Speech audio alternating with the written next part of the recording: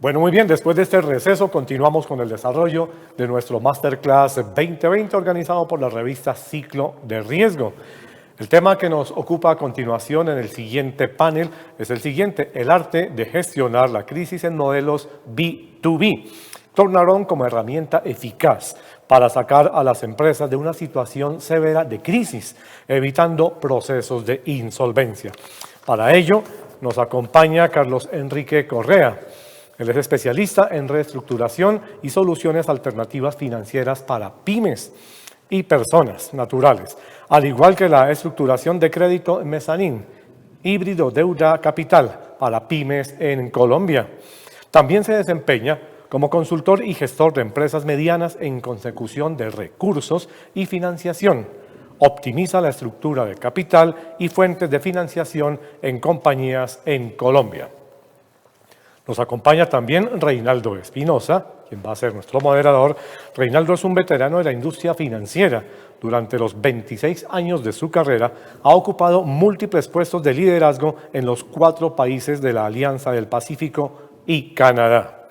Su experiencia en la reestructuración incluye participación directa de más de 200 casos, incluidas empresas La Polar de Chile, Electricaribe de Colombia, Comercial Mexicana en México y varias empresas del SITP Colombia. Es el actual presidente de Concordia Investments, un banco de inversión boutique que busca soluciones para clientes corporativos que están experimentando alguna fase de falta de liquidez. En este panel también contamos con Andrés Giraldo Vélez. Andrés es abogado con posgrado en legislación financiera de la Universidad de los Andes, con 20 años de experiencia en el sector financiero, en áreas de banca de inversión legal y riesgos. Se ha desempeñado como gerente legal en el sector cooperativo y empresarial de Bancolombia. También ha sido gerente de proyectos especiales de Bancolombia, country manager de Bancolombia en el Perú y actualmente es el director corporativo de grandes exposiciones de crédito. Y completa este cuadro especial en nuestro panel Iván Montoya, ejecutivo con más de 20 años de experiencia en finanzas corporativas, M&A, creación de valor, reestructuración, gobierno corporativo y soporte de alta dirección. Ha ocupado cargos como M&A, creación de valor, reestructuración, gobierno corporativo y soporte de alta dirección. Formación especializada en ciencias y negocios, respaldada por una rica experiencia internacional en proyectos de América Latina y América Central. Doctorado en Finanzas y Estrategia, maestría en Administración Global MBA y máster en Finanzas, programas y cursos ejecutivos de MBA y Estrategia. Un panel de honor para todos ustedes. Bienvenidos entonces. Muy buenos días.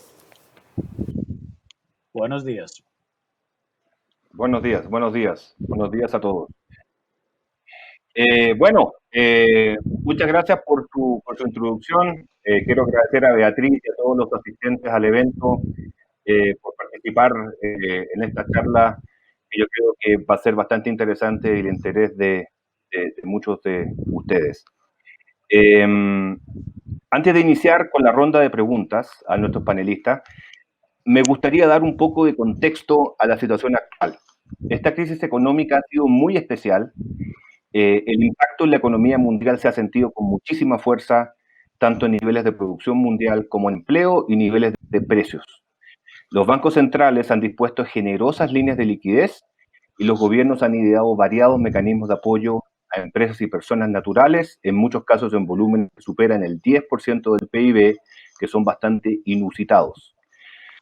La banca en general ha estado muy flexible en términos de otorgar renegociaciones tácticas, es decir, que alivien las necesidades de caja de 60 a 120 días, y en otorgar nuevos cupos de créditos asociados a las líneas COVID respaldadas con el Fondo Nacional de Garantías y en el caso chileno con el FOGAPE.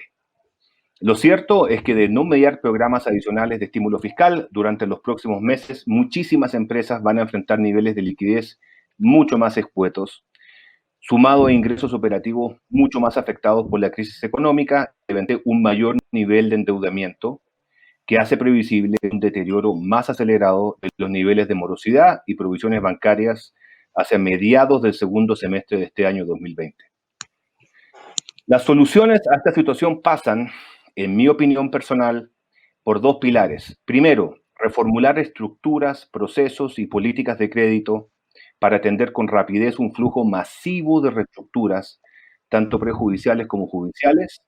Y en segundo término, entender que asumir pérdidas parciales de cartera, capitalizar a creencias o bien otorgar nuevos financiamientos de corto plazo nos puede evitar una pérdida muchísimo mayor ante un escenario de liquidación del deudor.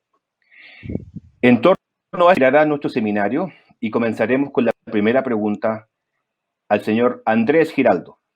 Andrés, creo que en el contexto que acabamos de comentar, una pregunta muy interesante se refiere a la siguiente. ¿Cuáles son estas tres premisas en las que debe centrar un proceso de reconversión o reestructuración de deuda para que sea exitoso desde un punto de vista de la entidad acreedora y desde el empresario?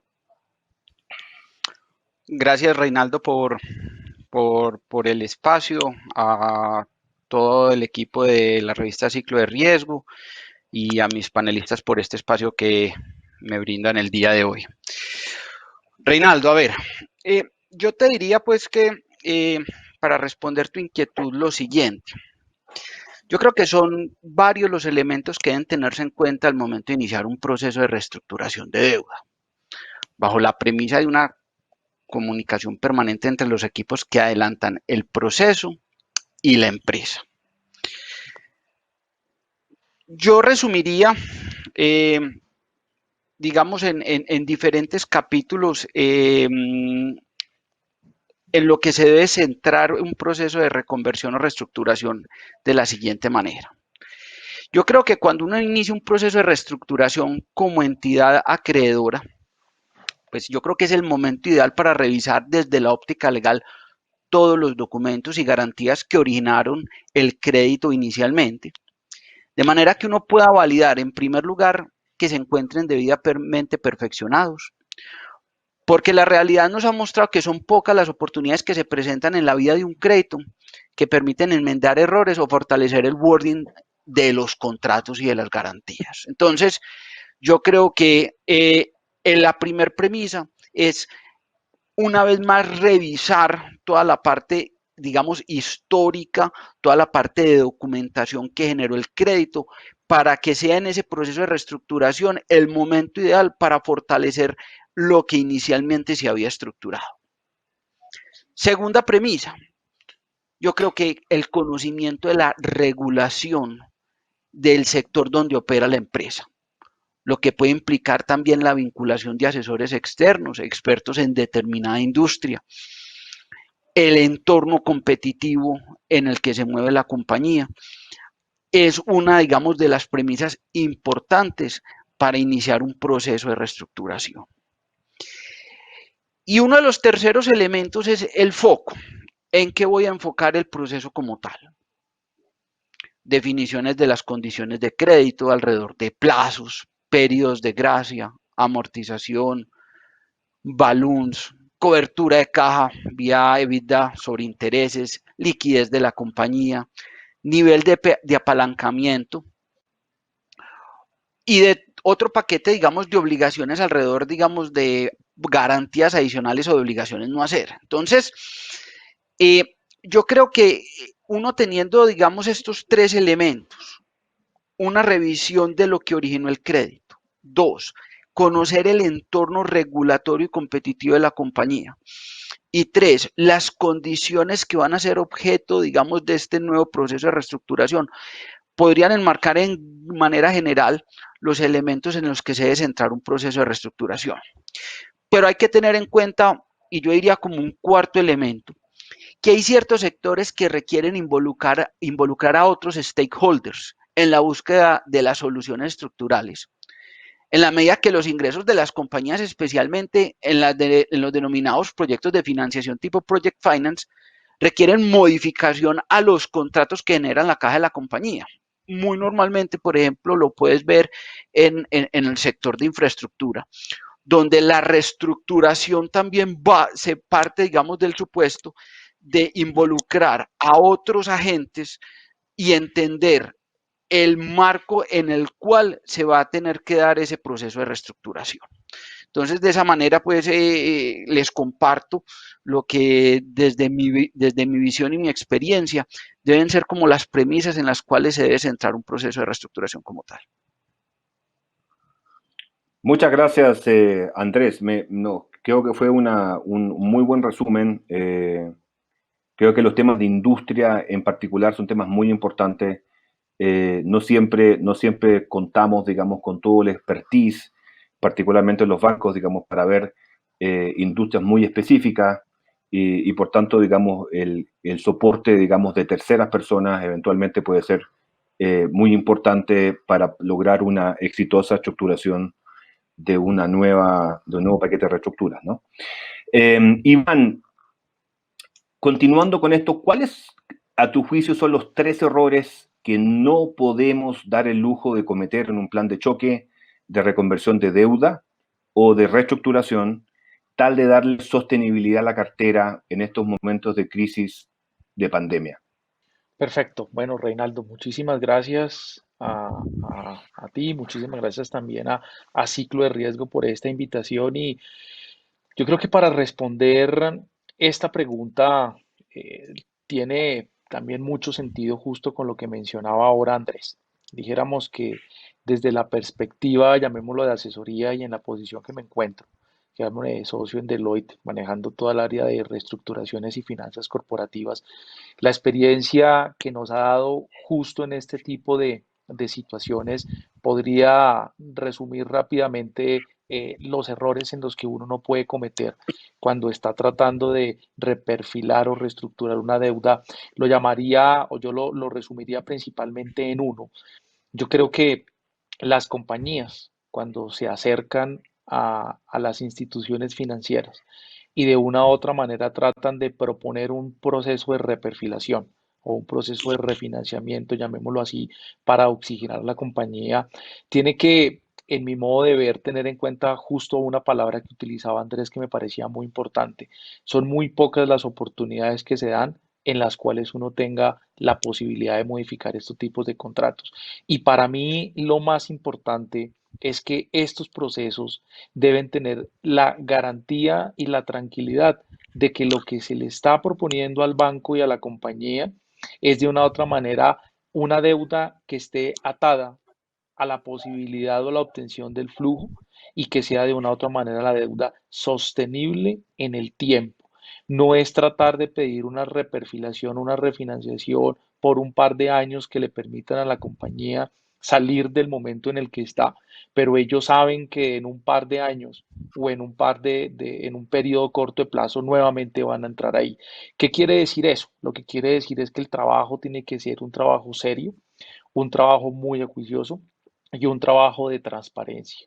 Obviamente algo de lo que nosotros también recomendamos mucho en este proceso es que se deba tener con un proceso de independencia, es decir, que contar con toda la honestidad y la transparencia en este tipo de situaciones, de manera tal que la deuda que se está proponiendo o el nuevo perfil esté atada a las condiciones reales tanto de la industria, tanto del mercado, tanto a la nueva realidad en la cual se puede estar viendo la compañía en este tema de oferta y demanda, de manera tal que tanto el banco tenga la tranquilidad que esa reperfilación que se está generando, pues está aliviando a la compañía, sabe que es una ayuda duradero y que la compañía de una u otra manera pues va a salir. Entonces dijéramos que para responder rápidamente tu pregunta, para mí lo más importante en este tipo de cosas es transparencia en la información, que la deuda realmente esté atada a las condiciones de mercado de la compañía, un tema de honestidad frente a los números y que lo que se esté proponiendo sea realmente la deuda en el cual la compañía esté en la capacidad de pagar. Eso es principalmente lo que yo daría, que tiene pues mucho que ver con lo que mencionaba Andrés ahora. Muchísimas gracias, Iván. Creo que fue muy clara tu explicación.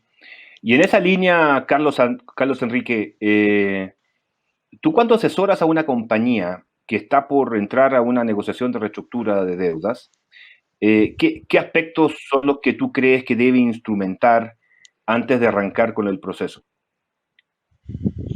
Bueno, muchas gracias. Gracias por la invitación a Ciclo de Riesgo y a Beatriz particularmente. Bueno, primero estoy de acuerdo con Iván y Andrés en lo que han dicho, pero digamos como para no repetir un poco lo mismo, yo diría que para mí entrar en el proceso es un inicio, no es un fin. Y muchos empresarios dicen, hombre, ya lo logré, ya estoy en el proceso. Y para mí ese es un nuevo comienzo y hay que verlo como tal. Lo primero que diría es, ¿cuál es el objetivo de la reestructuración? ¿Qué pretendo hacer con esa reestructuración? O las partes, los stakeholders, ¿qué pretenden? Pretendemos preservar el capital, pretendemos preservar, discúlpenme, los empleos, el flujo de caja, etcétera, etcétera. Entonces, para mí, digamos, la planeación parte de un objetivo. ¿Para qué estamos haciendo todo esto? ¿Esto es un distress equity o esto es cuál es el objetivo de este ejercicio que se está haciendo? Lo segundo es que, digamos que aparte de lo legal que es de vital importancia, está lo financiero y es cuál es el modelo financiero que vamos a aplicar. Es un modelo retador, pero lograble y digamos, en eso hay que concentrarse y yo diría que aquí hay que buscar un experto, digamos, porque muchas veces le dejamos el desarrollo de ese modelo a las personas que nos acompañan todos los días en la empresa, probablemente las personas de contabilidad o el financiero. Y aquí yo tengo, digamos, algo que me van a perdonar la simplicidad, pero es que para hacer lo mismo que veníamos haciendo, con las mismas personas y con los mismos recursos, difícilmente vamos a salir de la situación que nos llevó a este tema, salvo que sea una situación, digamos, muy puntual como la del COVID. Pero en procesos más generales, digamos que hay que cambiar. Entonces, con un objetivo claro, con un modelo claro, lo último que diría es, hay que buscar un mecanismo de financiación diferente. Probablemente ya mis acreedores, proveedores, bancos, incluso los accionistas pusieron dinero, ya nos dieron su ayuda, pero si no le llevamos recursos frescos a la compañía, si no le ponemos capital de trabajo, difícilmente vamos a lograr implementar un cambio. Entonces hay que empezar a buscar mecanismos alternativos de financiación o los mismos mecanismos, pero hay que conseguir recursos frescos para que esto sea una realidad. Yo diría que esos son los tres aspectos importantes a mi juicio. Es tremendamente interesante lo que acabas de decir, Carlos Enrique, porque yo lo suscribo, digamos, 100%. Yo creo que uno de los errores que comúnmente cometen las compañías en un proceso de reestructuración es pensar que estos procesos, digamos, pueden ser llevados fácilmente, digamos, con el gerente financiero de la compañía, por ejemplo, ¿cierto? Muchos casos, digamos, probablemente va a ser así, pero cuando nos enfrentamos a procesos, digamos, que involucran la negociación con múltiples acreedores, con múltiples deudores, digamos, que están en condiciones muy diferentes, yo diría, digamos, que se hace un proceso absolutamente time consuming y tremendamente, digamos, complejo desde un punto de vista operativo, ¿no? Entonces, creo que el hecho, digamos, de que la compañía piense en contratar gente que la pueda ayudar y que la pueda guiar sobre un proceso de reestructuración que muchas veces toman plazos relativamente largos puede ser una excelente idea. Y claramente, un proceso de reestructuración sin tener recursos eventualmente, digamos, puede fracasar. Así que definitivamente comparto tu apreciación, Carlos Enrique. Esta pregunta es para Andrés Giraldo, que vamos a aprovechar que tenemos aquí un connotado banquero, digamos, con nosotros. Luego de la aplicación masiva del congelamiento de cuotas de crédito para la mayoría de las empresas, como una estrategia de contingencia, ¿qué paso sigue ahora? ¿Cuál debe ser la estrategia que asegure la sostenibilidad de cartera y evite una entrada masiva de empresas en mora y en cartera vencida? Sé que esa pregunta es un poquito difícil, Andrés, así que te acabo de dar una cosa un poquito complicada, pero sé que usted la va a resolver bien.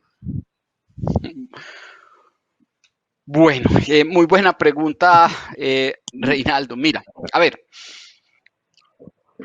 yo diría o respondería lo siguiente y me iría un paso atrás.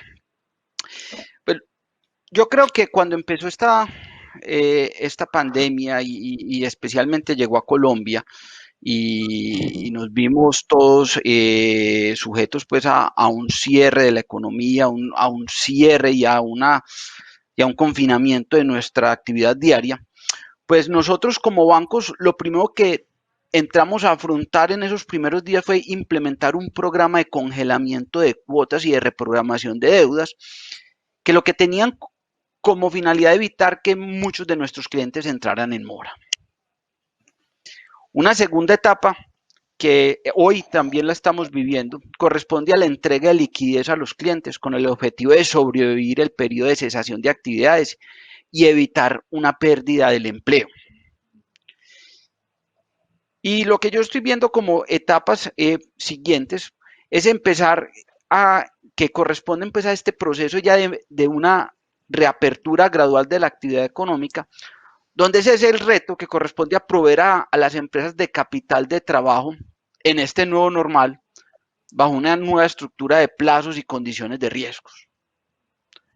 Nosotros nos venimos preparando para un proceso de reperfilamiento de obligaciones para que las empresas puedan sobrevivir, pero también tenemos que ser totalmente realistas. Anticipamos un aumento del riesgo de crédito y un mayor nivel de provisiones del sistema bancario. Eso es una realidad. Solamente pues como para darte algunos datos y compartirle aquí a todas las personas que nos acompañan, pues se estima que el indicador de cartera vencida antes del COVID-19 estaba entre el 4,5% del sistema financiero. En alguna entrevista que daba el superintendente financiero, en proyecciones estiman que cierre el indicador alrededor del 13%. Y vemos un aumento de provisiones multiplicado por 3 veces a lo que ha sido lo que es tradicionalmente en la banca. Entonces, esto nos va a llevar a nosotros, por el gran volumen de operaciones y de solicitudes de reestructuración y de reperfilamiento, a tener que ser muy innovadores en el proceso. Seguramente por el volumen vamos a tener que definir unas soluciones estandarizadas por industria, por categoría, por clasificación de riesgo. Y definitivamente vamos a tener que entrar en unos procesos donde el nivel de criticidad es más complejo, a soluciones más a la medida, más complejas, más estructuradas. Definitivamente creo que aquí viene un reto. Tampoco creo que la capacidad del sector financiero y de los equipos de trabajo sea única y exclusivamente bajo la figura de una reestructuración. Aquí nos toca ser más innovadores. Seguramente vamos a tener que tomar decisiones en buscar fondos de inversión que estén en capacidad, digamos, de apoyar esas empresas inyectando nuevos recursos, procesos de venta de cartera, que ha sido muy incipiente en el mercado colombiano, pero creo que es una oportunidad muy importante para desarrollarlo. Entonces yo creo que aquí nos va a obligar a pensar un poco por fuera de la caja y lograr de alguna manera que el impacto de lo que estamos hoy viviendo y de lo que se viene sea menor.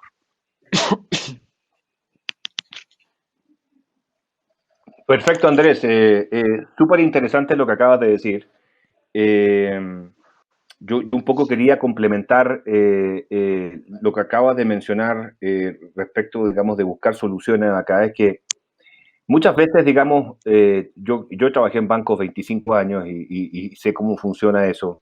¿Cierto? Muchas veces no queremos o se nos hace muy difícil también asumir pérdidas, ¿no? Muchas de estas compañías que están entrando en crisis y que perdieron, digamos, posición en el mercado, que perdieron ventas radicalmente. Estoy hablando de hoteles, estoy hablando de cine, estoy hablando de restaurantes, qué sé yo, comercio, un mundo de compañías. Muchas veces también tenemos que ser sinceros, ¿cierto? Y poder decir, digamos, que acá tenemos una posición que eventualmente no se va a poder pagar y por tanto, digamos, tenemos también que poder manejar en forma muy inteligente las pérdidas de cartera, ¿cierto? me refiero a quitas, me refiero a condonaciones, que permitan, digamos, que los saldos no condonados, digamos, se puedan ir cancelando normalmente, digamos, con la nueva operación. Creo que nos invita esto a repensar nuestras herramientas de cobranza, a repensar nuestras políticas de cobranza, nuestros procesos de cobranza, cómo ocupamos equipos eventualmente externos, digamos, en poder apoyar este proceso. Es un tema muy interesante y sin duda alguna yo creo que bancos como el tuyo, Andrés, digamos, van a poder salir adelante con esto, digamos, y tremendamente bien. Una pregunta para Iván, un poco en la línea que estamos conversando. ¿Cómo desde tu prisma, desde la consultoría, cómo ves tú, digamos, que se puede generar un acompañamiento mucho más potente, mucho más cercano a empresas en dificultades, en una crisis como la actual que exige reinventarse en política, estrategia y los modelos, digamos, de operación? Bueno, muchísimas gracias, Reinaldo. Esa es una pregunta muy interesante, una pregunta que tiene varias connotaciones. Dijéramos que desde la perspectiva nuestra en Deloitte y las actividades que hemos hecho en varios clientes, y llamémoslo una perspectiva global, nosotros hemos tratado de diseñar un modelo en este tipo de situaciones para poder reinventar a las compañías o, o replantear ciertas circunstancias como tú lo planteas. Y hemos diseñado pues un modelo como el que tal vez de pronto ustedes han visto, que es un modelo que consiste en tres etapas fundamentales. Un modelo que habla de responder, un modelo que habla de cómo me recupero y un modelo en el cual yo prospero. Ese modelo en el cual yo tengo características de donde yo puedo responder, implica que respuestas a las crisis, los líderes ganadores normalmente deben visualizar la recuperación como una hoja de ruta de cambio para su organización y sus equipos en este modelo, a través de responder, recuperar y prosperar. Y eso lo vemos principalmente en un primer paso, que consiste en cambiar la mentalidad dentro de la organización para poder adaptarnos a los cambios necesarios que conlleva la recuperación. Eso implica también que esa recuperación eficiente es importante empezar a identificarla en todos los temas de incertidumbre que se han generado y entender esas implicaciones. Y finalmente, lo que nosotros llamamos que los líderes resilientes entienden la confianza como un aspecto fundamental para la implementación de modelos encaminadas a la recuperación efectiva de la organización. Y finalmente, pues lo que tiene que ver con prosperar, que es qué pasa después dentro de la crisis. Los líderes nos debemos preparar en la organización para estos tipos de recuperación. ¿Qué es lo importante frente a esto y lo que nosotros vemos en un tema de reinventarnos y mirar en estas tres etapas de recuperarnos, responder, recuperarnos y prosperar? Uno, en lo que nosotros nos llamamos es mirar cómo está mi situación de capital de trabajo hoy en día y cómo de una u otra manera mi cadena de suministro en mi modelo de negocios me puede afectar. Eso de una u otra manera nos lleva a pensar que desde la perspectiva de recuperación de una compañía, estos tres aspectos fundamentales en lo que tiene que ver de yo cómo obtengo una estrategia, llamémosla defensiva, o una estrategia ofensiva, me puede permitir a mí mejorar mi modelo de negocio.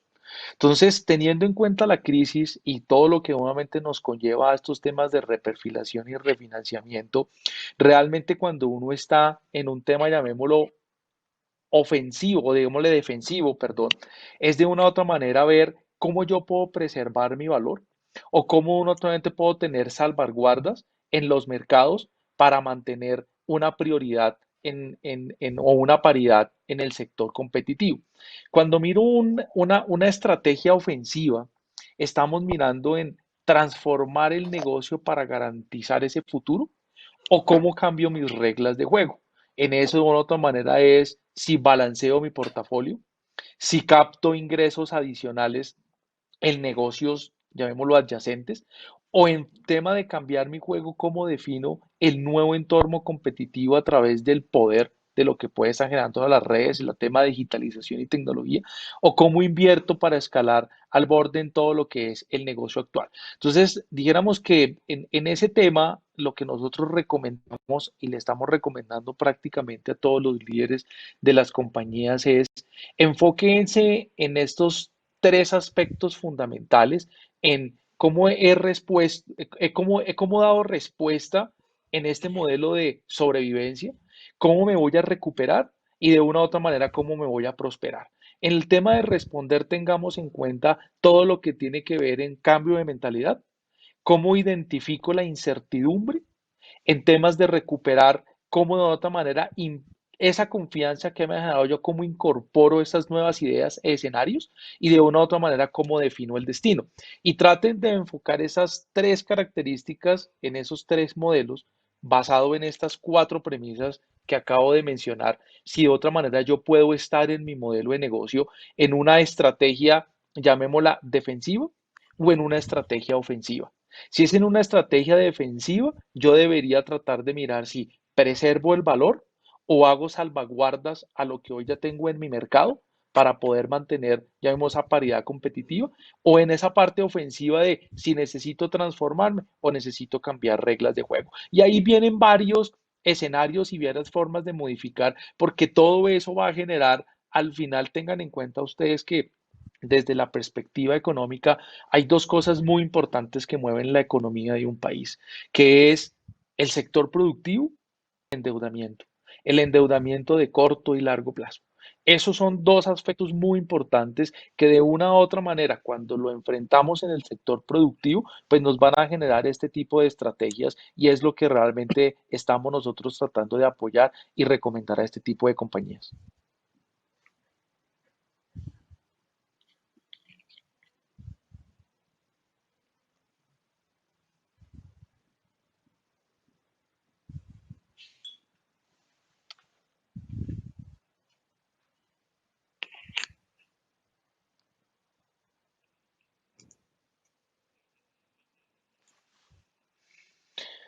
Per- Perfecto, entonces dijéramos que queríamos de una u otra manera, pues, terminar como esta respuesta que Reinaldo me preguntaba desde la perspectiva de estrategia y son como unas recomendaciones que le estaríamos dando al CEO, son las prioridades del CEO, cuál pueden ser esas respuestas potenciales y llamemos los arquetipos transaccionales que se puedan generar. Entonces, pues mientras Reinaldo de una u otra manera lo incorporamos rápidamente y un nuevo resumen para poder complementar esta respuesta de recomendaciones de prioridad a todos los CEOs, a todos los ejecutivos que de una u otra manera están viviendo esta crisis, tengan en cuenta estas cuatro cosas: preservar valor, mirar salvaguardas en mercados, transformar mi negocio o cambios de regla de juego. En preservar al valor, nuestras recomendaciones es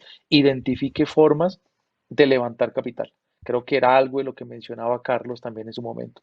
Mejorar la eficiencia operativa. Eso va a ser un tema muy importante a la hora de definir esos aspectos de reperfilación y nuevos temas de oxigenación de la compañía. En temas de salvaguardas a los mercados, tengamos en cuenta en todos los ajustes a las medidas operativas en estas respuestas a las nuevas dinámicas de mercado. Preparar el negocio para la nueva normalidad. En temas de transformar el negocio, cómo voy a rebalancear mi portafolio. Encuentro actividades para desinvertir o de una u otra manera mejoramiento de capital. Captar ingresos adicionales. Estoy en un sector, estoy en una industria. Posiblemente este sector y esta industria pueda tener algunas afectaciones en el tema de la oferta y la demanda. ¿Por dónde puedo tener estas nuevas actividades de obtener ingresos? Y finalmente definir el nuevo entorno competitivo e invertir para escalar en esta parte. Creo que ya tenemos a Reinaldo nuevamente. Sí, sí, sí, yo estoy acá. Mil disculpas. Esto a veces a los como yo nos cuesta. Vamos a seguir con una pregunta y vamos a cambiar un poco el foco hacia el tema de mercados capitales.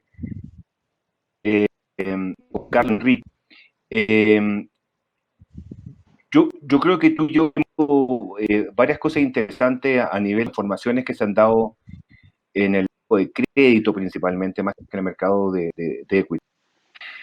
Pero desde tu prisma y tu experiencia, ¿qué acciones has estado virtualmente, digamos, en fondos de private equity y fondos de crédito durante esta economía? Ok. No oí, sino parcialmente la pregunta, luego si se me escapa algo, me lo dices. Eh, y yo diría que, a ver, desde la perspectiva del inversionista colombiano y latinoamericano, yo creo que hay apetito de riesgo.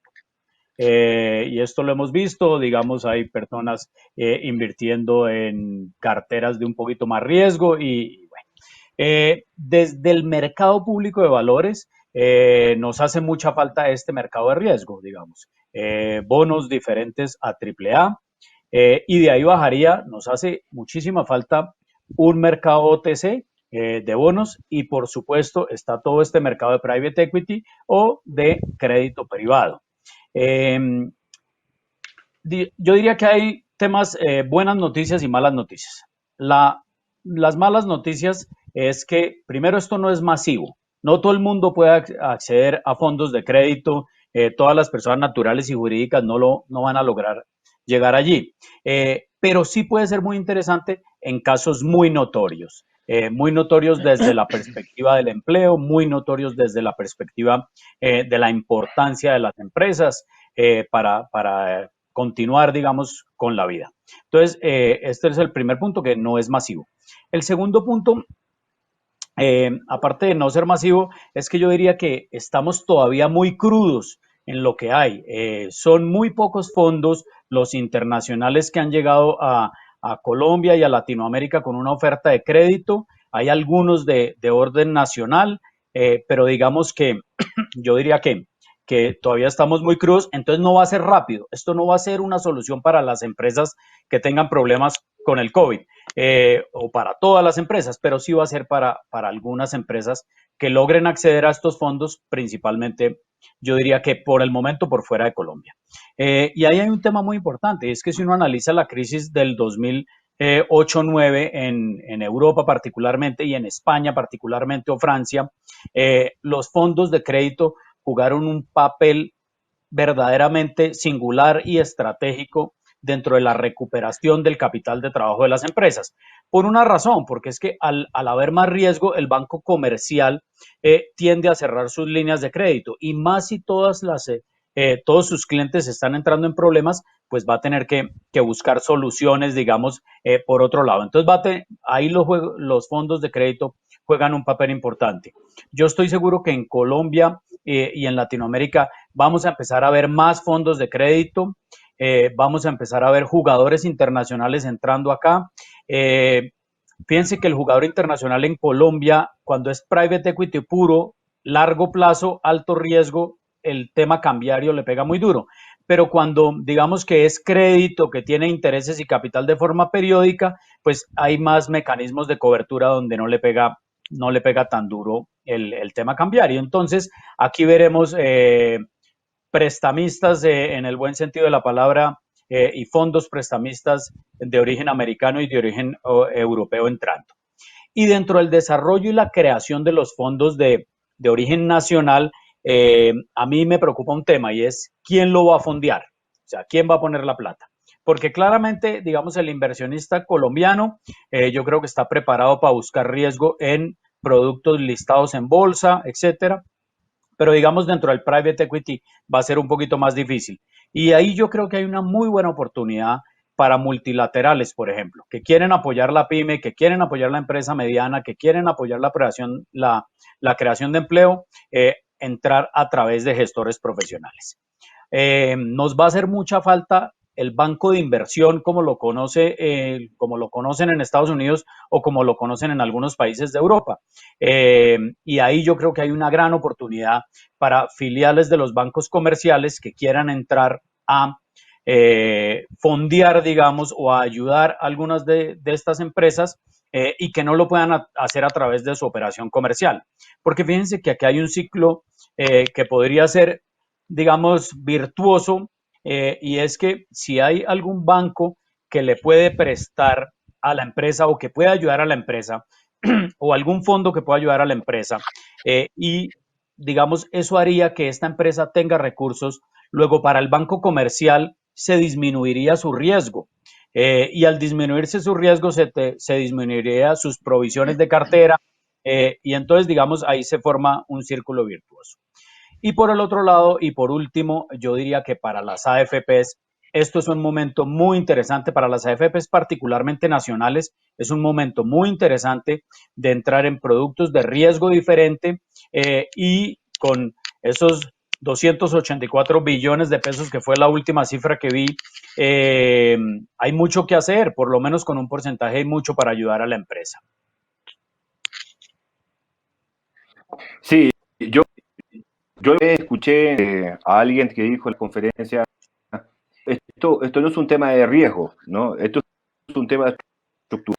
Al final del día, cuando un fondo, digamos, un inversionista decide hacer o decide meterse, digamos, como o tomar una posición en alguna compañía de esta, que está viviendo algún tipo de problema, o que está metido en un Chapter 11, o que está viviendo un 16, al final del día es cómo estructuro yo la operación, la que salgo. Y por tanto, yo diría que el riesgo, el tradicional, esto es un riesgo de estructuración. Si sabemos estructurar una operación de crédito, si estructurar una operación de equity, digamos, que van a hacerlo en Colombia, quienes se atreven a hacer la región, van a ser tremendamente exitosos. Andrés, cambié un poco el tema, pero dentro del mismo, y hablando un poco ya de PYME y compañías más pequeñas, ¿qué herramientas, situaciones figuran para que ellas puedan acceder a financiamiento? Uno de los grandes temas, digamos, que hemos tenido últimamente es definitivamente las pymes han sufrido muchísimo en esta crisis, en términos muy generales, y no necesariamente la plata, recursos, digamos, del gobierno, o los recursos con garantías COVID, han ido fluyendo hacia allá. Desde tú, ¿cómo ves tú, digamos, eh, eh, las posibilidades que tiene la pyme, que está viendo un tema de liquidez, de poder acceder a estos mecanismos? Ok, muy buena pregunta, yo creo que muy oportuna aquí siguiendo esta línea de conversación con todos ustedes. A ver, desde la visión de las empresas en general, y desde mi experiencia, las compañías cuentan con diferentes herramientas para acceder a un proceso de reestructuración o para buscar recursos adicionales. El más, digamos, uno de los que, para poner, digamos, algunos sobre la mesa, pues son las denominadas los waivers o las dispensas de las obligaciones existentes. Generalmente, pues, esta es una herramienta que corresponde a los primeros pasos antes de un proceso de reestructuración. Son utilizados en situaciones donde los niveles de liquidez no evidencian todavía no están evidenciando una situación de alta preocupación, y generalmente tienen por objetivo modificar algunas condiciones de las condiciones de las deudas existentes, y son periodos mediante figuras como los standstill o los forbearance que permiten a las compañías durante un periodo de tiempo poder recoger algo de caja y poder, digamos, ya en una segunda etapa de reestructuración, buscar una solución más de fondo. Segundo mecanismo que lo he visto con bastante frecuencia tiene que ver con los mecanismos de sustitución de deuda. Esta es una herramienta que permite cambios materiales en la estructura de capital de la compañía. En términos prácticos, es un acuerdo entre la empresa y sus acreedores que implica una especie de trade-off entre las partes. La adquisición de una obligación para recoger la deuda existente, pero puede llevar obligaciones de hacer como por ejemplo limitaciones en esa nueva deuda para la empresa de obtener nuevo endeudamiento sin el consentimiento o la aprobación del acreedor existente, limitaciones en los repartos de dividendos, solamente por mencionar algunos. Otro mecanismo, la recompra de obligaciones por parte de los accionistas. En algunos casos, los accionistas, pues digamos, en situaciones más particulares, pueden adquirir la deuda de la compañía que está en cabeza de los acreedores y generalmente con un porcentaje de descuento. Y generalmente, digamos, detrás de esa operación, el objetivo es cuando los accionistas están buscando adquirir esa deuda a cambio de una mayor participación accionaria en la compañía. Otros mecanismos que hemos visto en el sector financiero son las operaciones de leaseback, procesos de desinversión en activos no estratégicos. Ya en otros casos, la venta parcial de la compañía a un inversionista con capacidad de aportar mayor liquidez a la empresa o generar mayores sinergias con aliados del sector, generalmente a través de fondos de capital privado. Entonces, en términos generales, yo creo que aquí la innovación, las herramientas actuales y de herramientas que al menos van más allá de un proceso de reestructuración puro, son las que hoy tenemos sobre la mesa y que yo creo que el llamado es que no hacen únicamente parte, digamos, del sector corporativo, sino que van a empezar a migrar a todo tipo de segmentos, porque yo creo que las necesidades de liquidez y las necesidades de aliviar las estructuras financieras y las estructuras de capital de las compañías hoy son una necesidad que estamos viviendo. Para ponerlo en otras palabras, la plata más cara es la que no se tiene. Entonces, cuando estás en una situación de esta, herramientas como las que mencionaba, dispensas, waivers, sustitución de deuda, operaciones de leaseback, reconversión de deuda a través de subrogaciones, son mecanismos que hoy en día cogen bastante vigencia y no se vuelven ya digamos no solamente soluciones estructuradas para un segmento empresarial, sino que deben ser herramientas que yo creo que hace parte de la educación financiera que tanto desde los bancos, que tanto desde los asesores, inversionistas, bancas de inversión debemos utilizarlo ya de nivel generalizado para todo el empresariado que se encuentra en necesidades de liquidez de la compañía. Perfecto, perfecto, Andrés, claro y muchas gracias por tu respuesta. Le voy a preguntar, Iván, una pregunta que es básicamente de ver adelante cómo se nos viene el futuro.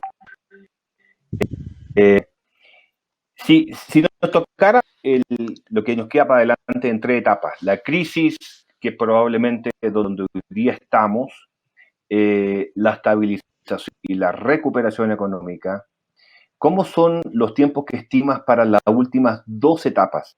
Es decir, estabilización y recuperación. ¿Y cómo es el indicador de cartera vencida del sistema durante la etapa de estabilización? O sea, ¿cómo ven los números de cartera vencida que vengan, digamos, en los próximos meses, entendiendo que durante la etapa de estabilización probablemente vamos a ver, digamos, números probablemente récords en términos de carteras vencidas, ¿no? Muchas gracias, Reinaldo, por la pregunta. A ver, a mí me parece, esta es una pregunta bastante interesante y pienso yo que muy relevante para lo que hoy día tenemos. Nosotros en Deloitte hemos hecho pues algunos análisis como posiblemente de pronto ustedes algunos conozcan, de reportes que han circulado de cómo se pretende la recuperación en un horizonte de mediano plazo.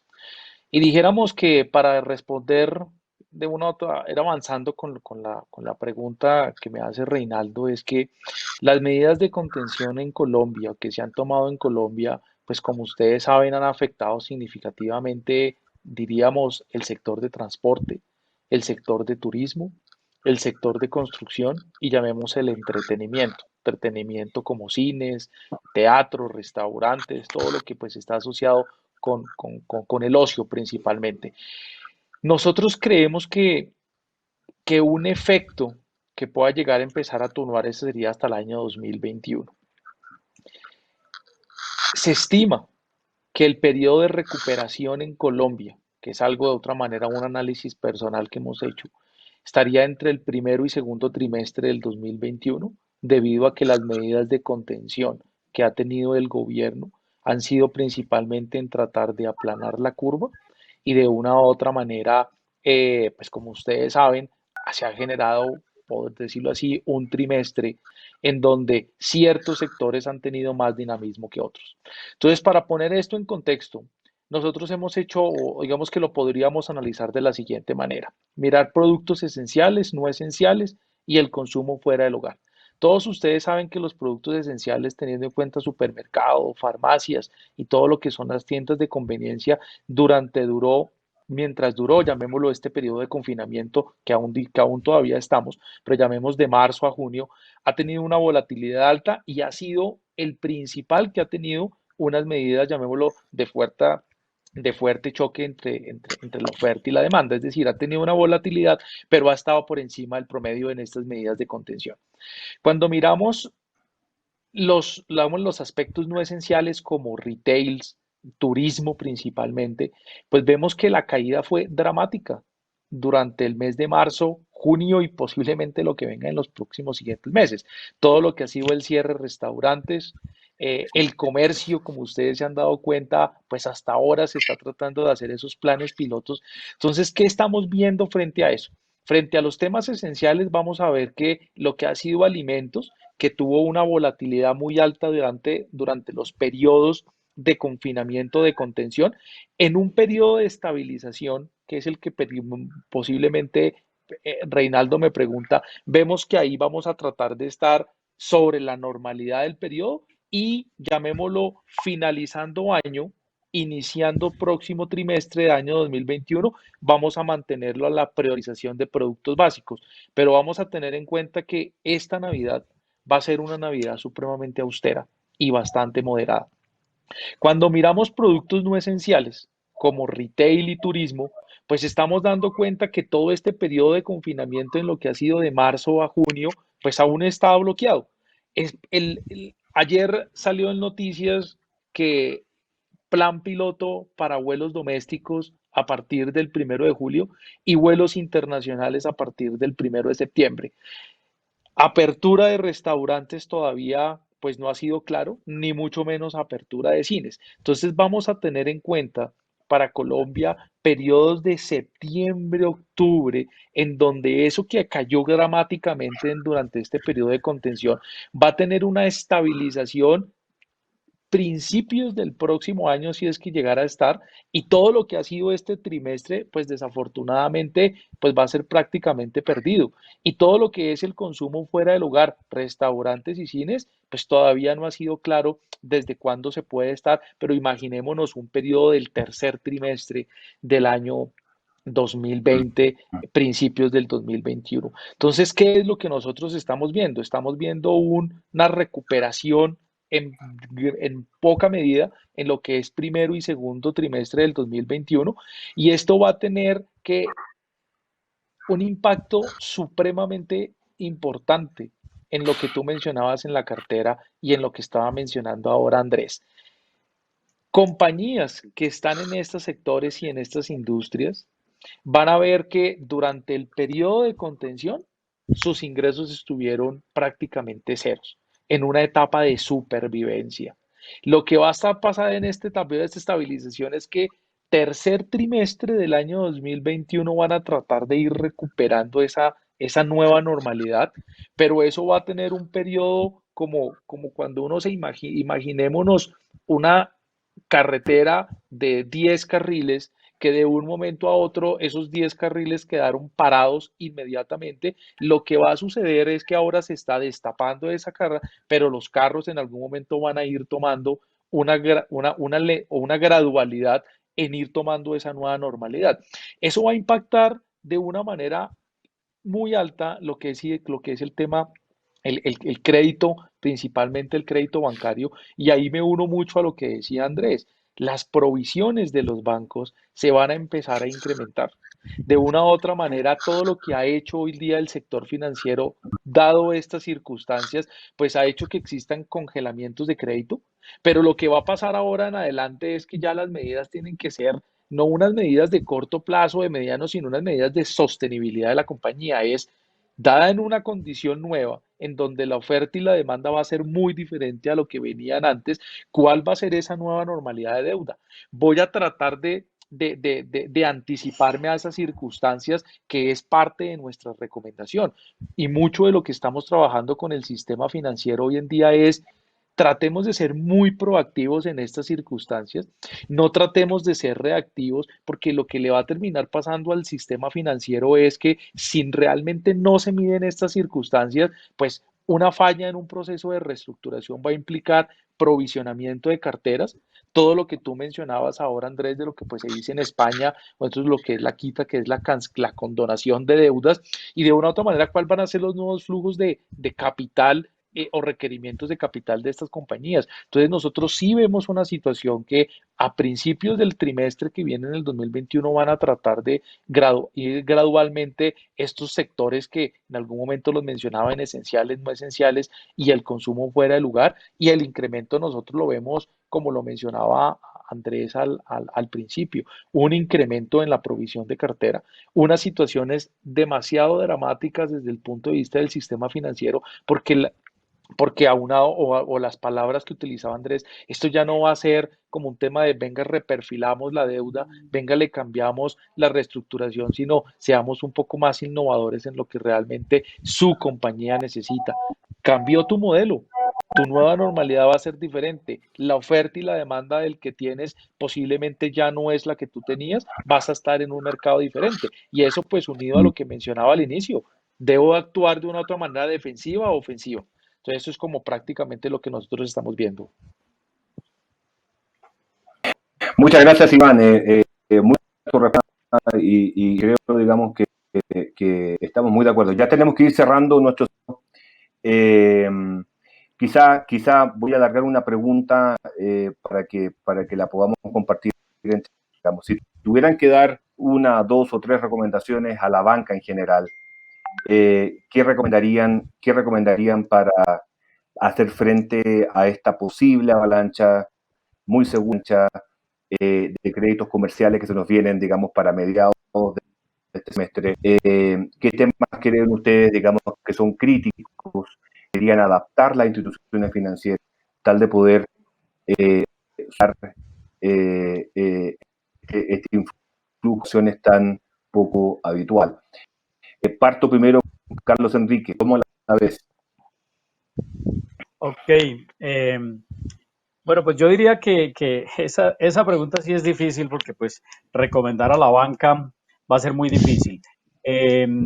Pero yo diría que son varios temas. Primero, hay gestores, gestores de fondos nacionales e internacionales, y yo creo que la banca se va a tener que apoyar, sobre todo en procesos muy connotados, digamos, en ese tipo de gestores.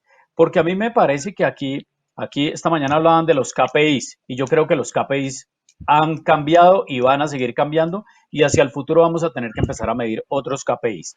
Entonces, me voy a tener que apoyar un poco en los gestores. ¿Y para qué apoyarme yo como banca o yo como acreedores también en un gestor? Primero, pues porque yo creo que los planes estratégicos de las compañías va a tocar revisarlos, va a tocar tocarlos, entre comillas, y adaptarlos a la nueva realidad. Iván mencionaba una parte muy detallada de todas las industrias, pero yo las defino de una forma más simple.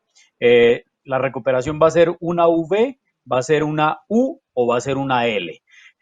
Si la recuperación va a ser una L, como se prevé, por ejemplo, en el sector turismo o en el sector entretenimiento, ahí voy a tener que meter mucho trabajo en términos de plan estratégico, de gobierno corporativo y de indicadores de gestión. Y digamos que lo segundo y último es que yo creo que la oferta de producto que hay hoy en día en la banca comercial es muy generalizada a todas las personas naturales y jurídicas, digamos, con diferencias de tasa y diferencias de riesgo, pero lo que le ofrecemos a una gran empresa es bastante parecido a lo que se le ofrece a una mediana y a una pequeña. Y yo diría que las necesidades de crédito inteligente son mucho más grandes. Entonces no le podemos ofrecer lo mismo a una pequeña empresa que en este momento no tiene absolutamente nada de caja que a una gran empresa que tiene negocios en diferentes países y que tiene situaciones muy diferentes. Entonces yo sí creo que va a tocar empezar a buscar un poco de especialización por sectores, sectores más riesgosos, sectores menos riesgosos y tratar de llegar con un poco de crédito más inteligente a una oferta de mercado. Muy de tu respuesta, Carlos Enrique. Yo creo, yo un poco comparto con lo tuyo. Yo creo que nos va a tocar repensar muchas cosas en esta crisis, forma en que estamos trabajando, forma en que estamos viendo principalmente cobranza o normalización de clientes corporativos, formas en las que estamos manejando pérdidas también. Creo que yo he visto al final el éxito de las compañías financieras o de la empresa financiera, bancos, compañías de seguros, fondos de inversión, va a ser exactamente cómo administrar las pérdidas. Y eso sí, a veces es inteligente tomar pérdidas, digamos, para la pérdida mayor mañana. Andrés, Gildo, voy a seguir con usted en esta última pregunta. Si usted tuviera que recomendar algo a una compañía financiera, a un banco, a un fondo de inversión, ¿qué recomendaría particularmente para enfrentar esta crisis? Bueno, también muy buena pregunta, Reinaldo. Te voy a contar pues más que una recomendación que le haría a un banco, te cuento un poco, digamos, cómo lo estamos viendo al interior. Yo creo que hay que dividir todo este proceso en dos etapas, desde dos visiones. ¿Cómo voy a manejar la originación y cómo voy a manejar la administración y la cobranza del portafolio? Desde la visión de la originación del crédito, yo creo que ahora coge mayor fuerza todo lo que tiene que ver con herramientas predictivas, analíticas, estudios sectoriales, el entendimiento del ecosistema del cliente, su entorno competitivo, serán variables que van a tomar un mayor protagonismo para los estudios de crédito. El análisis basado solamente en los estados financieros de los clientes, especialmente cuando vamos a ver reflejados los resultados de este primer trimestre del año, nos obligan a tomar nuevas herramientas para sustentar los estudios de crédito. Ya desde la visión de la administración y de la cobranza, pues yo creo que definitivamente vamos a tener que empezar a hacer una segmentación por nivel de criticidad y alerta. Seguramente, pues como decía en alguna respuesta pasada, pues se vamos a tener que hacer, digamos, soluciones más estandarizadas para los casos menos complejos. Pero definitivamente tenemos que, para los casos más complejos, pues tomar decisiones, digamos, de reestructuraciones más a la medida.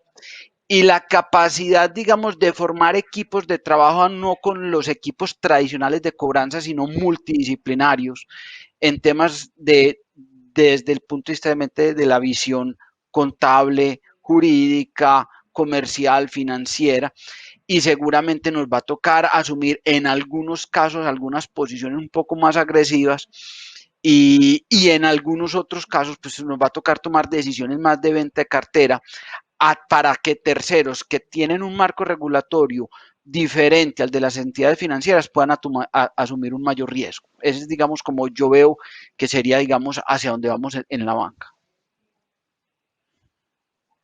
Súper interesante, Andrés. Muchísimas gracias. Estoy viendo acá, tenemos, no sé, deben ser 5 preguntas, algo así, lamentablemente está acabando el tiempo. Una pregunta del público, finalmente, a Iván Montoya. Dice, teniendo en cuenta el riesgo, ¿un inversionista estaría dispuesto a extender el tiempo de retorno de inversión Vale, es una pregunta bien interesante y dijéramos un poco compleja de responder, pero te la respondo de la siguiente manera. Eso me lleva a pensar, para responder esta pregunta nos lleva a mirar los inversionistas desde la perspectiva, llamémosla de M&A, desde una perspectiva, llamémoslo de fusiones, adquisiciones o de, llamémoslo, estrategia de crecimiento orgánico. Te podría responder la pregunta que diríamos que sí. Lo que no creo es que estén dispuestos a bajar un poco su retorno. Estarían dispuestos un poco más a ampliar su capacidad o su periodo de, digámosle, su plazo, su payback, pero de una u otra manera el retorno sería algo de una u otra manera en el cual, con base en lo que nosotros estamos viendo, sería un poco complejo de mirarlo. Te lo puedo responder en este sentido en el que hemos visto varios fondos de capital que están de una u otra manera con la liquidez necesaria, pero están de una u otra manera esperando que cuando estas situaciones empiecen a una normalidad un poco más, empiecen a encontrar activos a un valor un poco más económico, porque obviamente cuando llegan estas situaciones de distrés, cuando tus ingresos están afectados, pues la empresa de una u otra manera empieza a estar muy débil en ciertas características, tu valor pierde. Entonces, de una u otra manera, tu activo empieza a perder valor. Lo que están esperando muchos de estos fondos, desafortunadamente, es lo que